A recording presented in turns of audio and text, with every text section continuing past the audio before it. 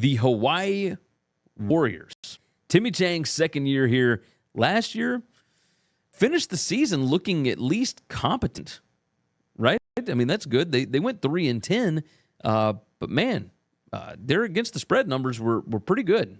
This team at least looked like they could compete in the Mountain West. But what does last year mean for this year? Let's go on and bring it up on the screen. Let's show you what we're looking at. The running back, Dedrick Parson, he is gone. The wide receiver, Zion Bowens, is gone. Tight end, Caleb Phillips. You got 3 starting offensive linemen gone. On defense, you got the defensive back, Houseman. You got the defensive lineman, Taiata. You got the linebacker, Pavidi. You got dudes that, Pavihi. You're losing a lot. You're losing a lot. We'll just say that. Number 81, returning production on offense. Number 63, returning production on defense.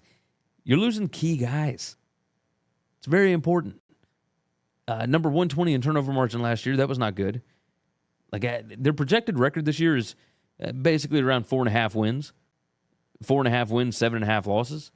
I guess it'd be 7.5. So, this is not ideal. Let's talk about the offense. They were number 22 in rushing success rate, but they were number 109 in rush rate. They only ran on 42.86% of plays. Why did they do that? Is it just the offensive scheme where they're going to throw the ball no matter what?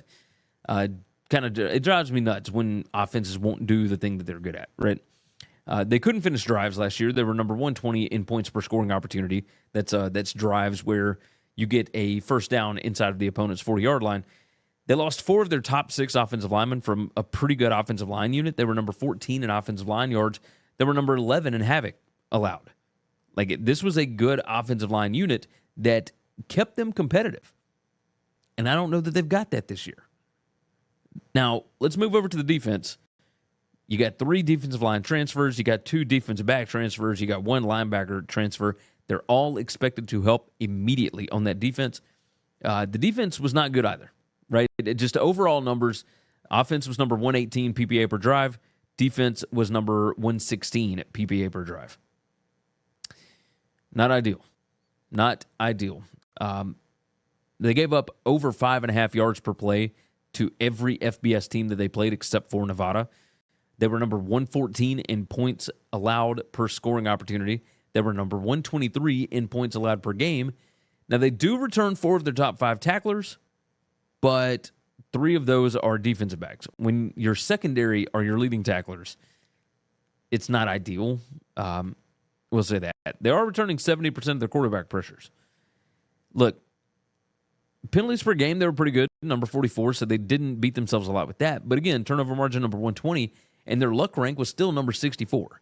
So this team looked a little bit better than what they actually were, which is mind-blowing. Key players, Braden Schrager's back, Shager, excuse me. The wide receiver, Walthall, running back, Hines, they're all there. They've got, really good center, Verdell Edwards, the second defensive back. He's a key player coming back. They got some defensive linemen I think could be very interesting. Keys to the season here. The win total is 3.5 on this. To go under is minus 140. To go over is plus 100. There are some people that are very bullish on Hawaii. I like Timmy Chang. I hope that he does really well. I'm very, very hopeful.